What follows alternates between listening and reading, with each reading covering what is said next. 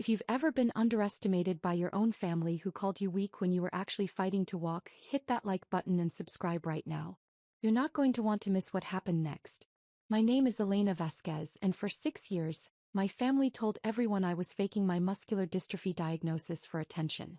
What they didn't know was that while they were recording videos to expose my deception, I was quietly building a $118 million adaptive technology company that revolutionized mobility devices for disabled people. And the video they filmed trying to prove I was lying? It became Exhibit A in their criminal trial for aggravated assault on a disabled person. But let me start from the beginning. I was 24 when the symptoms started. I'd been working as a software engineer at a tech startup in Austin, living my best life, training for a half marathon. Then came the muscle weakness that I couldn't explain. My legs would give out during runs. My hands would lose grip strength during typing. The fatigue was overwhelming. 9 months of testing. 17 specialists. Finally, diagnosis. Limb-girdle muscular dystrophy type 2A. Progressive, degenerative, incurable. My muscles would continue weakening until I'd need full-time wheelchair use. Timeline uncertain. Could be 5 years, could be 20. I called my family from the neurologist's office, devastated. My mom, a former nurse, was my first call. I thought she'd understand the medical reality. Muscular dystrophy? At 24? Elena, are you sure you're not just out of shape? She said. You should try exercising more consistently. My dad, a high school football coach obsessed with physical fitness, was worse. My players push through muscle fatigue all the time. This sounds like you need mental toughness training, not a diagnosis. My older sister Victoria, the golden child who'd gotten full athletic scholarships, laughed when I told her. So basically you're giving up on fitness and calling it a disease? That's convenient. That should have been my warning. Within 6 months, I'd progressed from occasional weakness to needing a cane. Within a year, I needed forearm crutches to walk more than short distances. My neurologist explained this was actually a moderate progression rate for my type of muscular dystrophy. Not particularly fast, not particularly slow. I had to leave my job. Typing became difficult as my hand muscles weakened. Walking to meetings was impossible. Standing for long periods triggered dangerous muscle fatigue that could cause falls. I moved back to San Antonio to be near family during the transition. Catastrophic mistake. My family didn't just disbelieve my diagnosis. They actively sabotaged my adaptation. Dad would hide my crutches. You don't need these. You're training your body to be dependent. He'd make me walk from the car to the house without support, insisting it was physical therapy. When I'd fall, and I did fall repeatedly, he'd say, "See? You're not even trying." Mom would forget to make the house accessible. Rugs I'd trip on stayed in hallways. Furniture blocked pathways. "We can't rearrange our entire house for your psychosomatic condition," she'd say. Victoria started a social media campaign about her sister who gave up on fitness and claimed disability instead. She'd post old photos of me running with captions like, "This is what giving up looks like," and current photos of me with crutches with captions like, "Victim mentality destroys people." The extended family believed Victoria. Of course they did. She was the athletic success story, the college volleyball star turned personal trainer. I was the software engineer who'd quit working and claimed disability in her mid-20s. But the cruelest part was how they treated my mobility aids. My crutches, custom-fitted, prescribed by my physical therapist, essential for my independence, became objects of mockery. Dad called them my drama props. Victoria would pose with them in mocking photos. Mom told relatives I used them when I want sympathy, not when I actually need them. The truth?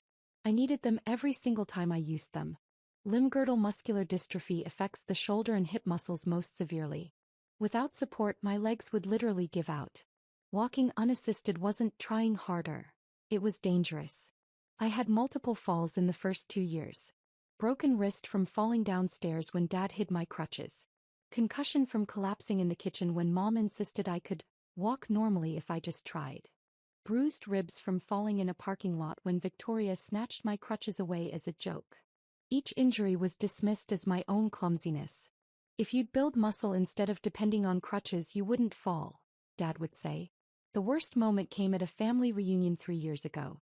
Victoria announced she was making a documentary called Exposed: When Family Members Fake Disability. The subject? Me. I'm going to prove Elena's lying about her muscular dystrophy, Victoria announced at dinner. She can walk when she thinks no one's watching. I've seen her. That's not true, I protested. I can walk short distances on good days, but that doesn't mean. Save it, Mom interrupted. Victoria's right. We need to stop enabling your delusions. This documentary will show everyone the truth. They started filming me constantly. At meals, during family events, in public places. They'd set up cameras to catch me walking without crutches, conveniently ignoring that I could walk maybe 10 steps before my muscles would fatigue dangerously. They'd edit the footage to show only moments when I wasn't actively using my crutches, removing all context. Victoria posted a compilation video titled, "The Faker: How My Sister Manipulates Everyone." It got 12,000 views. Hundreds of comments calling me a fraud, a scammer, a burden on the disability system. I reported the video for harassment. It was removed after 3 weeks, but the damage was done. Extended family members I'd never even met were messaging me, calling me shameful, demanding I confess. That was 2 years ago. That's when I decided to stop fighting for their belief and start building without their knowledge. What my family didn't know was that losing my software engineering job didn't end my career. It refocused it. I still had my programming skills. I still had connections in tech. And I had something new. Lived experience as a newly disabled person navigating a world built for able-bodied people. I started noticing problems everywhere. Mobility aids were ugly, expensive, poorly designed. Wheelchairs looked like medical equipment, not personal devices. Adaptive technology was either prohibitively costly or barely functional. I could solve these problems. I started designing adaptive technology from my bedroom. Custom CD software for modified mobility devices, 3D printable components for affordable adaptive equipment, smartphone apps that help disabled users navigate inaccessible spaces. I built a prototype-powered wheelchair controller that cost $200 instead of $2,000. I designed forearm crutches with built-in shock absorption and ergonomic grips. I created a navigation app that crowdsourced accessibility information. I launched a Kickstarter campaign for the wheelchair controller. It funded in 18 hours, raising $340,000. That's when I knew I had something bigger than a side project. I founded Adaptive Access Technologies with a mission: make disability adaptive equipment affordable, functional, and beautiful. We designed mobility aids that people wanted to use, not just needed to use. Within 6 months, I had 5 employees, 4 of whom were disabled. Within a year, we had contracts with 3 major medical equipment suppliers. Within 18 months, we'd sold 12,000 units of various adaptive devices. My signature product was the Modu chair, a modular wheelchair system where users could customize everything from color to control mechanisms to seating options. It looked like premium tech, not medical equipment. It cost $1,800 instead of the $8,000 plus standard for comparable wheelchairs. The disability community embraced us immediately. We understood their needs because we lived them. I'd design products while using my own crutches, while experiencing my own progression, while fighting my own accessibility battles. Within 2 years, Adaptive Access Technologies was valued at $118 million. We had 42 employees and distribution in 18 countries. I personally made $250,000 annually plus stock options. I bought an accessible home, wide doorways, roll-in shower, lowered counters, ramps instead of stairs. On days when my crutches were enough, I'd walk. On days when they weren't, I'd use my own Modu chair. Both were valid ways to exist in my space. I also connected with Dr. James Morrison, a neuromuscular specialist who'd been researching muscular dystrophy for 20 years. He'd seen Victoria's documentary video when a colleague sent it asking if it was legitimate medical evidence. That video shows medical abuse, Dr. Morrison told me when he tracked me down through disability advocacy networks.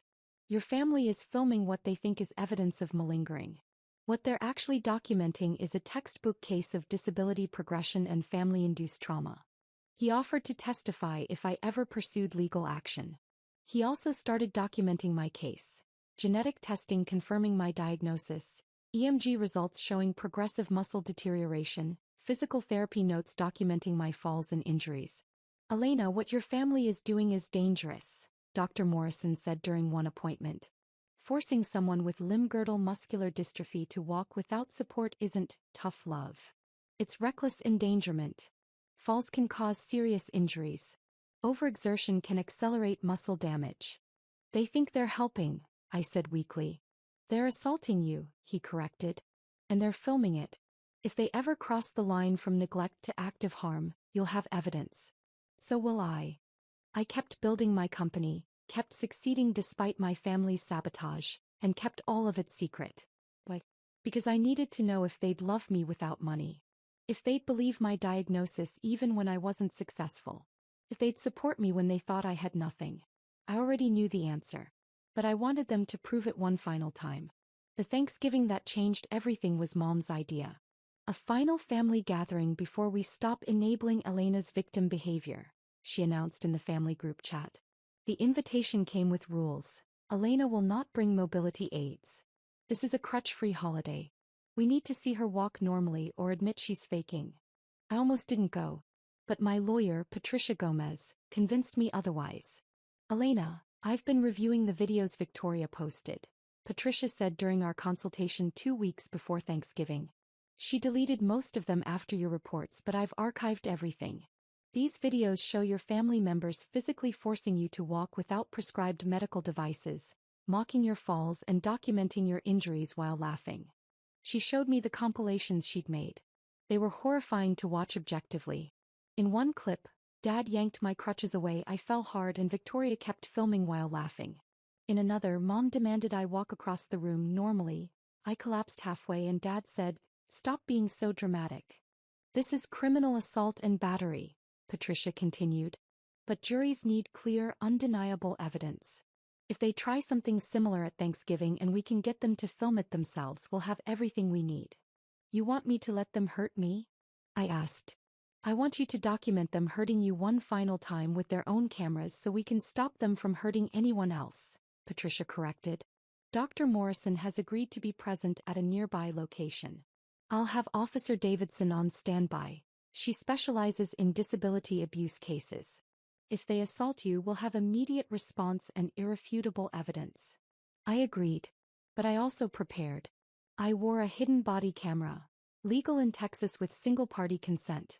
I had my phone set to record audio.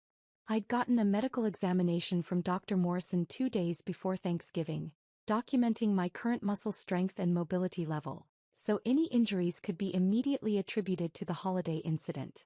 Thanksgiving was at my parents' house in San Antonio. 40 people, extended family, family friends, Dad's coaching colleagues, Mom's former nursing coworkers. I arrived with my crutches. Dad met me at the door. "You're not bringing those inside," he said flatly. "I need them. My diagnosis." "Your fake diagnosis," he interrupted. "Leave them in the car or don't come in. I can't walk safely without support." "Then I guess you can't come to Thanksgiving." He started closing the door. I made a decision. I left my crutches in the car. I'd walk the short distance inside, then sit for most of the event. It would be painful and dangerous, but I could manage briefly. Wrong decision. The moment I entered the house, Mom announced her plan. "Everyone, Elena has agreed to spend today without her props. We're going to see if her disability is real or psychosomatic." Victoria was filming. "Of course. Today is about exposure," Victoria announced to the room. "I've been documenting Elena's fake disability for 3 years. Today we're going to get the definitive proof." I sat down immediately, my leg muscles already trembling from the walk inside. Uncle Marco, Dad's brother and a physical therapist, approached me. "Elena, your mom says you can walk fine when you want to. Is that true?" "No. I have limb-girdle muscular dystrophy.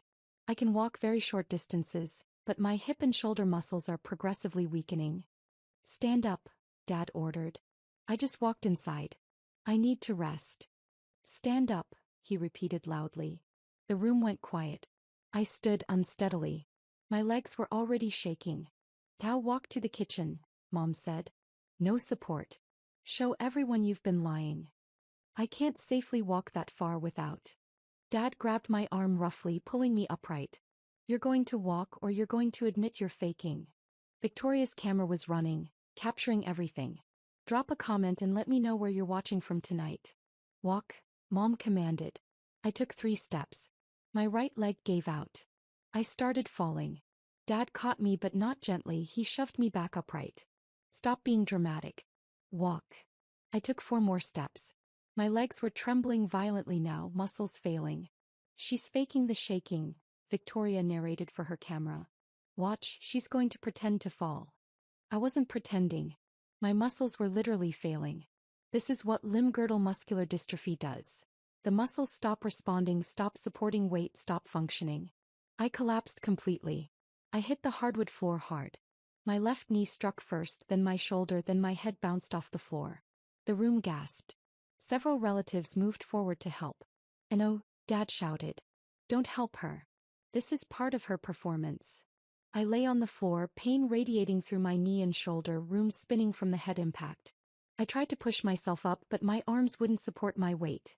The shoulder girdle muscles were too weak.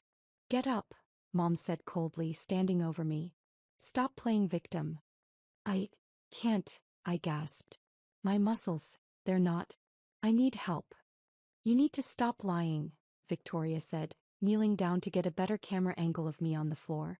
That's when Mom did it. Show everyone she's lying, Mom ordered Victoria.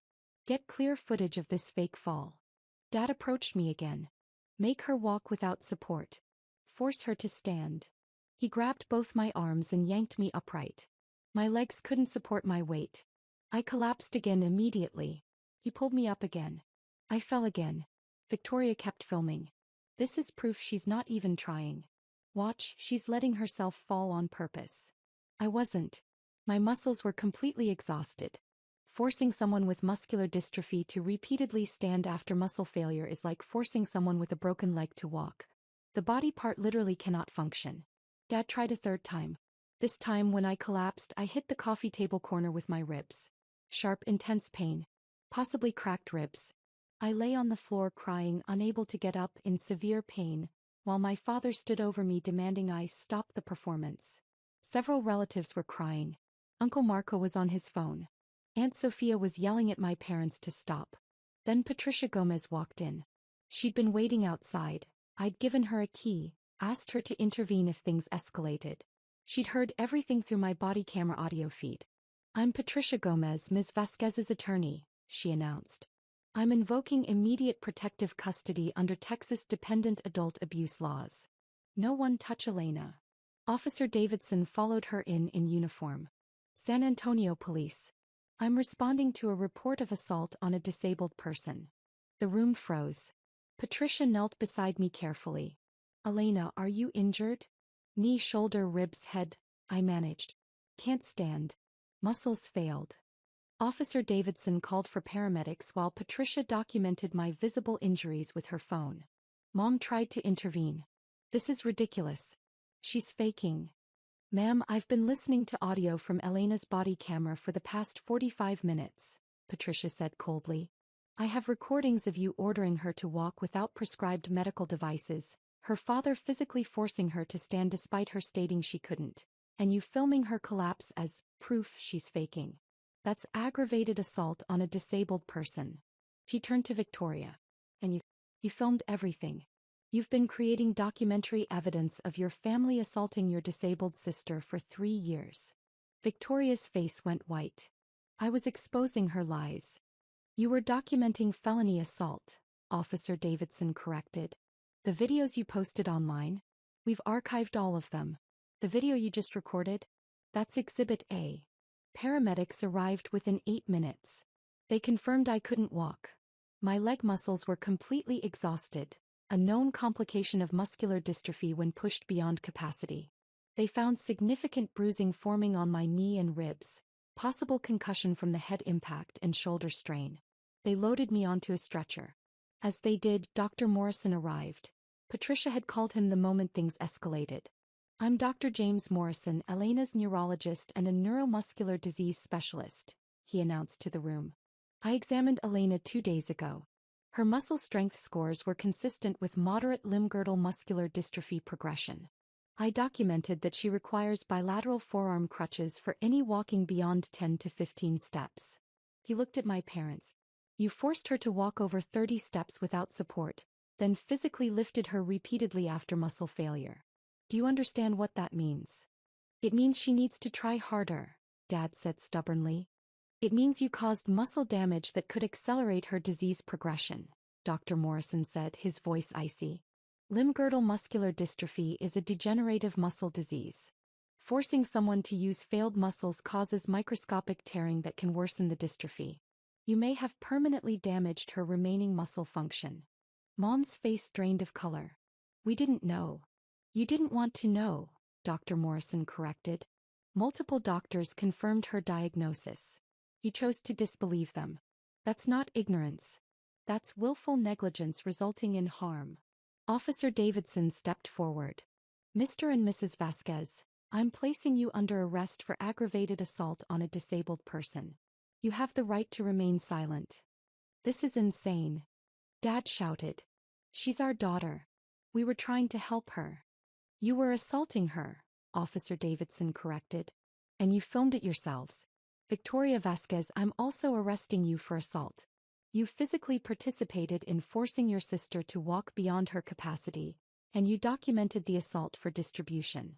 As they were handcuffed, Patricia pulled out her tablet. Before they're transported, there's something else you all need to know, Patricia announced to the room. While you've been calling Elena a faker and a burden, she's been building something extraordinary. She turned the tablet to show the screen, Adaptive Access Technologies website, featuring my photo and title, Elena Vasquez, founder and CEO. Hit that subscribe button if you've ever had to prove your disability was real to people who should have believed you, because what happened next changed everything. Uncle Marco gasped. That's the company that made my clinic's new adaptive equipment. The ModuChair system. Elena founded it, Patricia continued. Adaptive Access Technologies is valued at $118 million. Elena's personal net worth is approximately $4.2 million. She's revolutionized affordable adaptive technology while managing the exact condition you claimed was fake. She pulled up another screen. But here's what you really need to see. Elena didn't just build a company while you abused her. She also paid for your mortgage. She looked at my parents. Remember when you almost lost the house to foreclosure 2 years ago? The anonymous investor who bought 60% of the mortgage and restructured your payments. Dad's eyes widened. That was Elena. She saved your home while you were filming videos to prove she was faking disability. You've been living in a house she owns majority stake in while forcing her to walk without medical devices and filming her falls. Patricia pulled out a folder. I have documentation of every assault. 23 videos Victoria posted online showing Elena falling, being mocked, being physically forced to walk. 14 documented injuries requiring medical treatment. 8 instances of Victoria or your parents taking Elena's crutches as motivation. 3 previous falls requiring ER visits. She turned to the assembled relatives. All of this was filmed by the family as proof Elena was faking. All of it is actually proof of systematic abuse of a disabled person. Every video is evidence. Every fall they laughed at was assault they documented. Victoria started crying. I thought I was helping expose a liar. You were documenting felony abuse, Patricia said flatly. And you were doing it for social media attention while your sister was building a multimillion-dollar company that helps disabled people worldwide. Patricia pulled out more documents. The Texas Penal Code is very clear. Aggravated assault on a disabled person carries a sentence of 2 to 20 years. Causing bodily injury while knowing the victim has a disability? That's a second-degree felony. She looked at the police officer. We have body camera footage from today. We have 3 years of their own video evidence. We have medical documentation of progressive injury. We have Dr. Morrison's expert testimony. This case is beyond solid, it's gift-wrapped. Officer Davidson nodded. The DA is going to love this. Family assault cases are hard to prove because they often lack evidence. You've got perpetrators who filmed themselves committing the crimes. As my parents and Victoria were let out in handcuffs, I was loaded into the ambulance. Before the doors closed, I looked at my family one last time. Uncle Marco was crying. Aunt Sophia looked horrified. Several relatives were comforting each other. You taught me exactly who you were, I said, my voice weak but clear. Every time you took my crutches. Every time you filmed me falling. Every time you chose cruelty over compassion. You showed me I couldn't trust you with my vulnerability. So I built success without you. I helped disabled people worldwide while you were trying to prove one disabled person was lying. Paper beats promises. Evidence beats denial. And video documentation of your abuse? That beats everything. You mistook my invisible illness for manipulation. You mistook my mobility aids for props. You mistook my survival for performance. And you filmed it all thinking you were exposing me. You exposed yourselves. Then the ambulance doors closed. I spent 4 days in the hospital.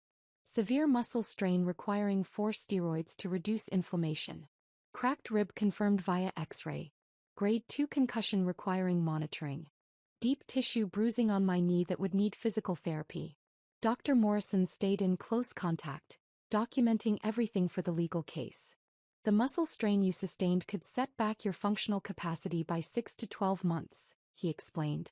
Forcing dystrophic muscles beyond their capacity causes damage that doesn't heal the way healthy muscles do. While I recovered, Patricia moved forward with everything. Within 48 hours, my parents and Victoria were formally charged. Dad, aggravated assault on a disabled person, 2nd-degree felony. Reckless injury, 3rd-degree felony. Mom, same charges plus evidence tampering for trying to delete Victoria's videos after the arrest. Victoria, assault on a disabled person, 3rd-degree felony. Cyberbullying resulting in harm, misdemeanor. Distribution of abuse content, misdemeanor.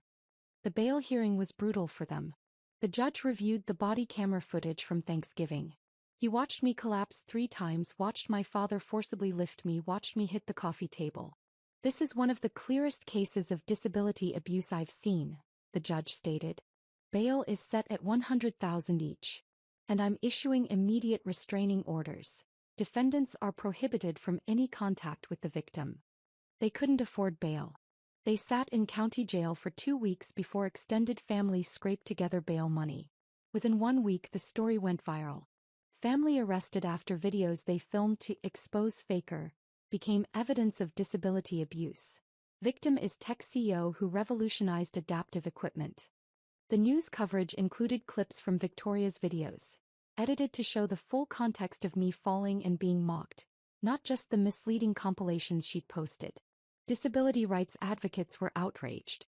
Victoria's personal training business collapsed overnight. Clients canceled. The gym where she worked terminated her contract. Her social media accounts were flooded with thousands of comments condemning her abuse. Dad was fired from his coaching position. The school district released a statement. We cannot employ someone convicted of assaulting a disabled person. This behavior violates every value we teach our students. Mom lost her nursing license. The state board ruled that a former nurse who medically abused a disabled family member posed a risk to patients. Within 2 weeks, their house, the house I'd saved from foreclosure, was put up for emergency sale. Legal fees and loss of income meant they couldn't afford it. Within 1 month, plea deals were offered. They refused. They were convinced a jury would see their side, would understand they'd been trying to help. Their lawyers advised against trial. They ignored them. The trial was scheduled for 4 months after the incident. It lasted 3 days. The courtroom was packed. Disability rights advocates filled the gallery. News cameras lined the hallway outside. Patricia was brilliant. She presented the case methodically. Day 1. Medical evidence. Dr. Morrison testified for 3 hours, explaining limb-girdle muscular dystrophy, showing my genetic test results, my EMG scans showing progressive muscle deterioration, my biopsy results. He showed photos of my muscle tissue at the cellular level, clear dystrophic changes that cannot be faked. Elena Vasquez has a documented genetic progressive muscle disease, Dr. Morrison stated. No amount of trying harder will improve her condition. Forcing her to walk without support doesn't build strength. It causes injury. The defendants weren't providing tough love. They were causing medical harm. Day 2 video evidence. This was devastating. Patricia played Victoria's videos chronologically. The jury watched 3 years of abuse compressed into 90 minutes. Me falling, being laughed at. My crutches being taken, me begging for them back. Me collapsing, the family calling it performance. Then Patricia played the body camera footage from Thanksgiving. The jury watched me walk 3 steps and collapse. Watched Dad yank me upright. Watched me fall again. Watched Mom order Victoria to get clear footage of this fake fall. Watched Dad force me to stand 3 times. Watched me hit the coffee table. 2 jurors were crying. The judge looked furious.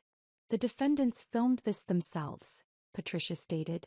They thought they were creating evidence that Elena was faking. They created evidence of felony assault. Day 3. Character evidence.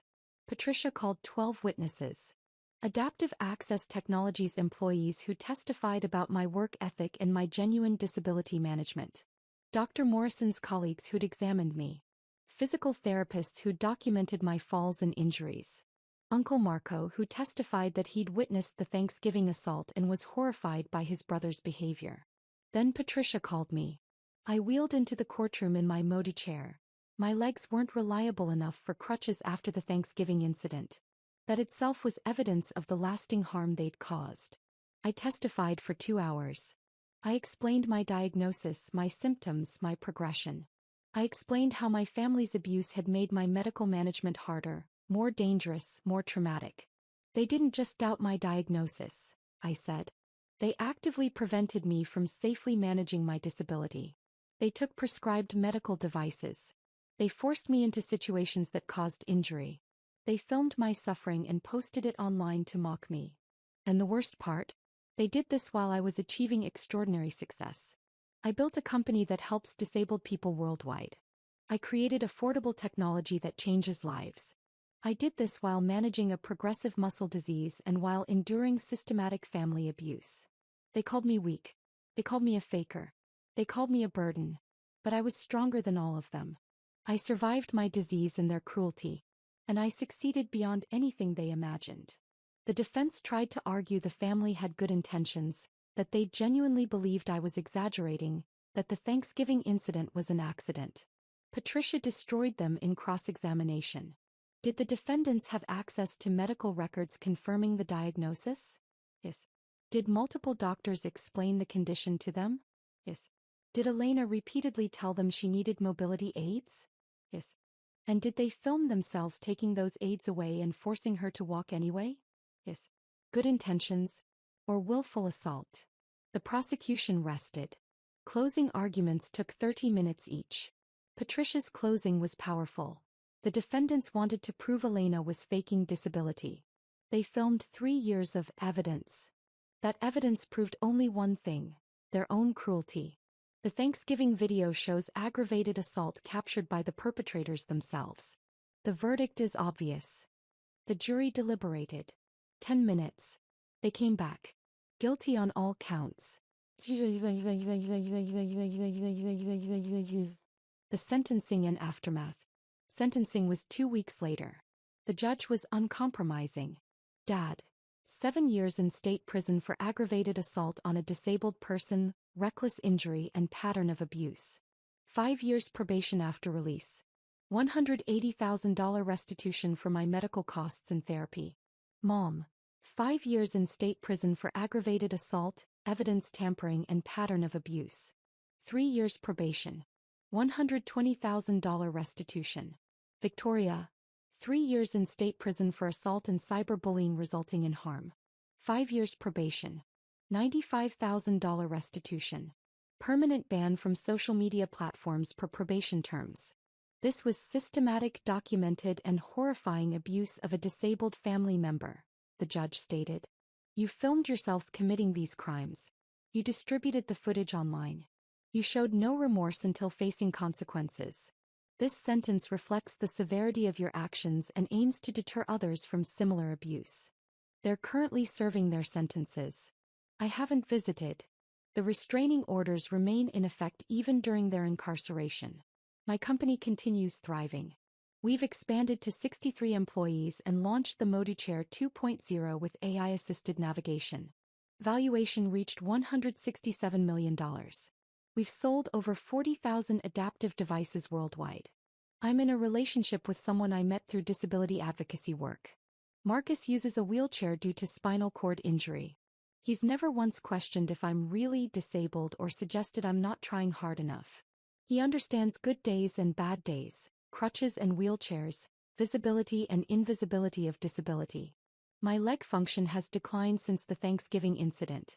Dr. Morrison confirmed the forced muscle exertion accelerated my dystrophy progression by approximately 18 months. I now use my wheelchair full-time with occasional crutch use on very good days. Some people might see that as sad. I see it as freedom. I'm no longer fighting my body's reality. I'm accommodating it, adapting to it, thriving with it. Extended family members who stood by silently during the abuse have tried to apologize. Some I've accepted back into my life. Uncle Marco has proven through actions he's genuinely remorseful. Aunt Sophia volunteers at Adaptive Access helping test products. They've earned their way back through consistent support. Others remain permanently estranged. Silence during abuse is complicity in abuse. Last month I spoke at a disability rights conference. 500 people. Disabled activists, family members, healthcare providers, legal professionals. I told them my story. I showed them the Thanksgiving video, edited to protect my privacy but showing the assault clearly. The room was silent except for people crying. And I told them what I wish someone had told me 6 years ago. Your disability is real even when family denies it. Your mobility aids aren't props, they're medical devices. And anyone who takes them, who mocks them, who forces you to function without them isn't helping you. They're assaulting you. Document everything. Record everything. Because sometimes the only way to prove abuse is to let abusers document themselves. Build your life anyway. Build your success anyway. Build your accommodations anyway. And when they realize they were wrong, you don't have to forgive them. You don't have to give them access. You just have to keep existing in whatever form existence takes for you. The standing ovation was mixed.